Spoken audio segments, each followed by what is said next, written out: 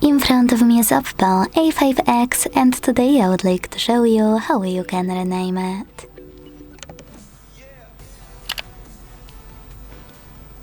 Begin by going into Devices Settings and scrolling all the way down right away.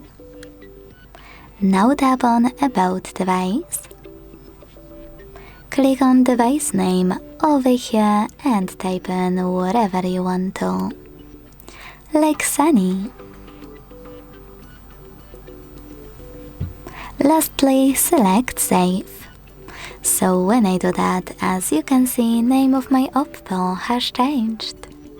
Thanks so much for watching. If you enjoyed this video, leave a like, comment and subscribe. Bye!